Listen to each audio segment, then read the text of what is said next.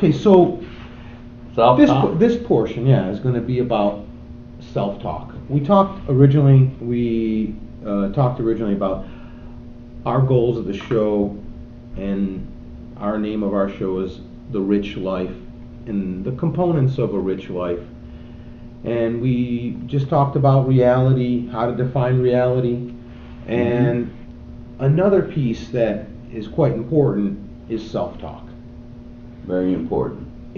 Define self-talk and how it works. Self-talk, we all do it. You find yourself talking to yourself. That's nice and healthy. It is both subconscious and it's both conscious. Our mind and our self-talk, we give commands to our bodies. When I move my hand like this, the brain tells me to start the firing, a synaptic firing in the brain. The brain delivers information to the body. If I move my hand, the brain is already given me a signal, because it starts firing these synaptic firings in the brain, and then people act on it. So it's very important that you understand that things that you say about something or anything is directed by the autonomic system in the body. That is the automatic system of transference of movement, thought, and behavior. So it's so very important. If I say I'm going to be sick on Monday, like some people I've heard say, then you talk yourself to being sick on Monday. Like, dang, on Monday I don't want to get up. Monday's the worst day of the Worst week. day of the week. Mondays, I'm not gonna. I know I'm not feeling good already. It's Sunday night. Yes. I heard something pretty interesting, or someone said something. Man does not walk on his legs, but by his will, Yes. which is self-talk. Yes, that's right. Right? Our legs are here, but they don't move until our mind Body's giving says us that. That's right. And that's one of the most interesting, simple ways to define self-talk. That's right. And I don't know if I'm even saying it correctly or not, but I think it was, man does not walk on his legs, but by his will. That's right. So, give me a couple other examples about self-talk that can help us or can hurt us as we go forward in life.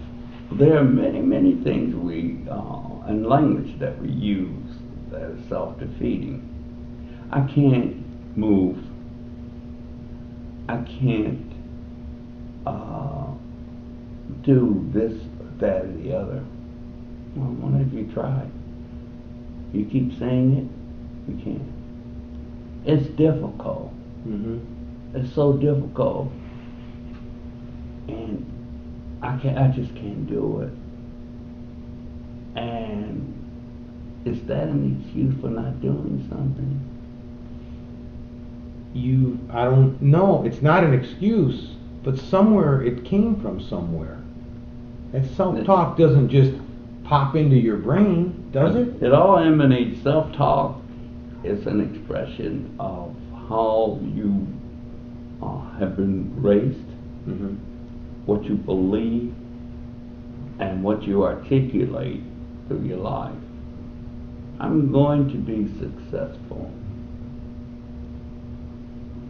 And then what do? If you keep saying that to yourself? You're reinforcing yourself. That's right. In a certain path. Yes.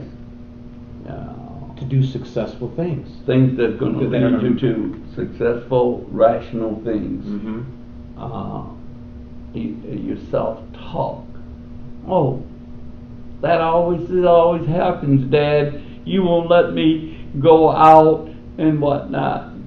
And Dad might say to you, Well, when you do the right things and show me you can do the right thing, nothing happens all the time. Right. Because we never got to all the time. No So- one knows all All the time. And parents who say to their children, you're always failing. You'll never get anywhere. That's So, tough on now- a kid. Now what happens is, and it's self-talk, because I'm not successful. I'm not going to be. My mom said I'm not going to be. Yes, and now who's the most powerful person in this Who world? knows to a child? everything? Mom and dad. Mom and dad. So, self-talk starts from somewhere else. Yeah. Oh. It Well, doesn't- everything thinking. It doesn't just come from your brain and. It comes from what you think comes from all the things that you observe and what you put in your head. Mhm. You know.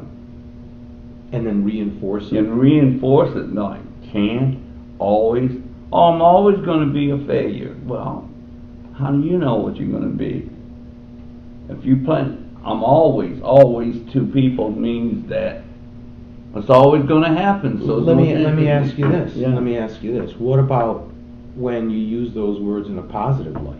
What happens to you when you say, "I'm always lucky"? Is that what happens there? I'm always lucky. Then you do things that's going. You That's may a call positive. it lucky. That's positive. Positive. Example, I can give you a great example. When I was 16, my boss let me drive his Ford. Mm-hmm. He had a little Ford. I didn't think much of the car even then, and but I was only, and I had a license, and he got me a license. It was a car. So one day, he bought a big old Buick. He said, "Herb, bring the Buick around and take it to the shop. Mm-hmm. This is wrong with it." So I said, "Okay, Freddie." I get in that big thing. Ooh. Soft seats. Oh. I go down on Cass Avenue and I drive into the garage and I pull up, and in those days they wore uniforms and caps. Mm. Like I just pulled up on the dry thing. "How can I help you, sir?" I said, "Wow, he's calling me sir." At 16. At 16, calling me sir. Mm-hmm. Wow. Wow, what a good feeling. So you started to. So I started to think. And when he said, "Do you want to drive the car upstairs?" I said, "Yeah, I'll drive it up." Mm-hmm. Drove it up, and 3 levels of Buick. Oh, God. Shiny. Shiny. Nice. Nice. And in my imagination, I said, "I'm going to have me one of these when I grow up." You were talking to yourself. Self-talk. Here it is. Self-talk about how you're going to have one of these one day. Okay. I like the repetition there.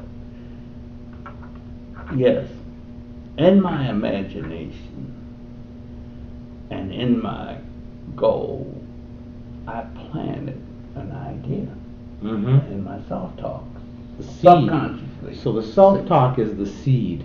Yeah, it's a seed which is planted, and it pushes your thought, you know, And actions. and actions, your behavior. Mm-hmm. Now, given that, also when I was 16, I had another experience. I talked my mechanic into selling me a car. And as you know, how excited you can get. So I bought the car. I asked him how much. Some circumstances made me not want any more junk cars. Okay. So anyway. So, but before that, before you actually made the deal, Yeah. there was self-talk happening. And all the time. That was saying what? It was saying, I like Mr. What was it? I like that type of car. I like the man because I trust him. Mm-hmm. I know he's going to be fair. Mm-hmm. So I need a good car. And I said to him, look, Mr. I'll say Jones, I need a good car. And do you have any cars here? He says, no. Then he thought, I got this old Buick Curve. Mm-hmm. He said, it runs good and everything. So I said, how much is it? He said, $300. $300, you know what it'd be today. So, and I said, can I see it? He said, yeah. He said, the seats are kind of raggedy. He said, but you can put a cover on that. I got this in this big Buick. It was about 14 years old, something like that. And I drove it. In my mind, how much is it? He said $300. So I said, he asked me, how much you got now? I said, I got $100. It was a paper. He said, okay, I'll fix it up, clean it up, and you can have it. And if anything happens to it, Mm-hmm. I will fix it for you. And so, How many years after? Sorry to interrupt. Okay. From the 16 to that point that you got the Buick. was A couple years later. yeah, a couple years later. But yeah, you had yeah. set the seed I from said driving. yes, driving that, and somehow that car, I would have taken any car. Right. Then, because but The Buick came to you. the Buick came to me, and so he says, "Give me the $100." He said, "When are you going to pay me back?" I said, 3 months. He says, Herb, I understand you don't make, you're a paper boy, you don't make much money. So, and he says, so 3 months. So I came back with the $200. 2 weeks later, I said, Mr. Jones, Mr. Abe, isn't it? Mr. All right. Abe, I said, I got the $200 that I owe you. You're gonna really love me. He said, what made you think I didn't? He said, my Herb, he drinks and runs around with women. I love him, but I love you because I've been watching you. And I'll tell you what he told me, but anyway. He said, why do you want to pay me now? Mm-hmm. I said, Mr. A, money seems to get away from you. He said, wow.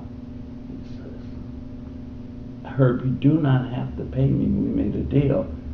3 months. So that's when I said, money gets away from you.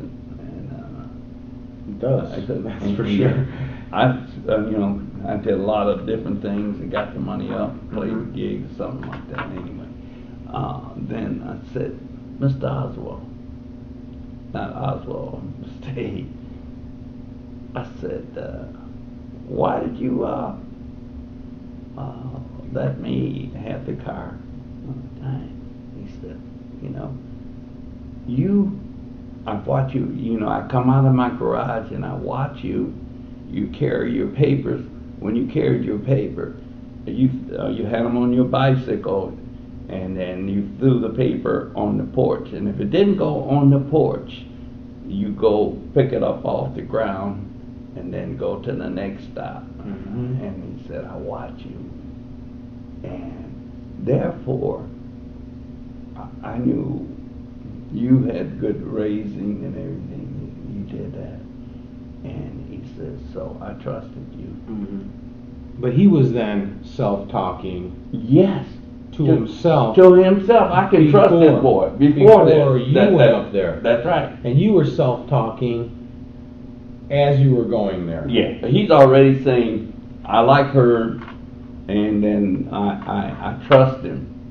And I admired him. And my Herb was drinking and kept, I said to him, Herb always helps me when my car goes down. I said, Mr. Abe, you don't know. He'd come over the house and fix it. And he liked me, and we talked about, Yeah, to summarize, what's great about that story is that there was self-talk happening. It always is with me, yeah. Before the transaction. Before the yes. And everybody has transactions. And the thought is, I imagine him saying, I've got a car for you. Mm-hmm. I imagine him saying, I will sell you a car and it will be good. Mm-hmm. And it was. And you talked yourself to myself, yeah. Everybody talks to make a move. The behavior is, you talk, it's subconscious, the idea, you want something good, the idea is possible. You plant the seed. I plant the seed. You imagined it. I imagine it. Another thing, I go down the street, and on my route, this happened on my paper route, the next block of people were average people. Mm-hmm. They paid the bill. So I get down to the middle of the block, and a lady named Miss Green, I will forget her. She said, Paper boy, come here a minute, I want to talk to you. She said, I'm having a tea. And I heard you play with a little group or whatnot. Mm-hmm. She said, can you play for me? And then how much is it? Well, I never ran the group. I played with Teddy. Meanwhile, you're like, you're self-talking. Yes, right away. She's self-talking. That's right. Before she approaches you. Yeah, that's right. Yeah, okay. So she says, how much are you going to charge? Oh, well, I knew, I don't know, Teddy Harris's famous player. He's dead now, a friend of mine. His father taught me my first stuff. Yeah. So, scale then was $15 a man. Yeah, that was scale, even scale. So I got the gig. Guys came. I paid them. I gave her a price. Then I was on the price, but I doubled it for me. So I'm running the show. Well, you got the gig. I got the gig. So but all the while, self-talk. Self-talk. This is reality. Reality. Actions. Actions come the behavior now.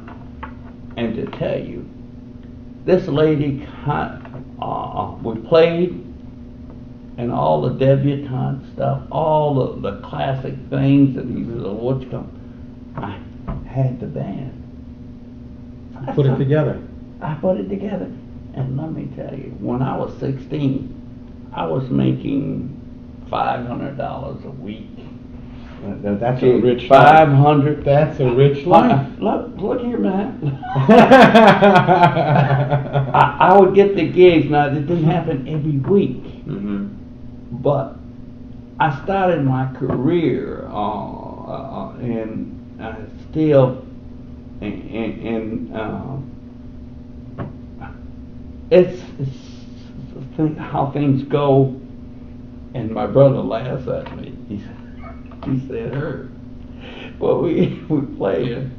You knew all the girls, and you come down on the stage. I was up there playing. I said, yeah, man, I was getting gigs while you guys are playing new gigs. Yeah. So I believed I could do anything I wanted to do unconsciously. Right. Inside.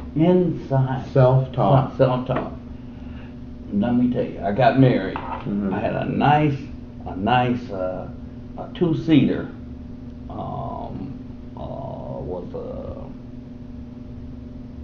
Was forgotten the name of the car. It was a Pontiac, yeah, two-seater Pontiac. Beautiful, perfect.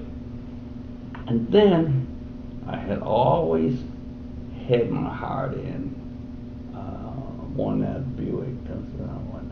And when I got married, I bought me a used, beautiful, green Buick. Self-talk. Self-talk. That's the power of self-talk. Folks, thank you. This is one of the other components here, self-talk, and we're going to come back in a few minutes with thinking rationally and irrationally and how that helps or can hurt you. That's right.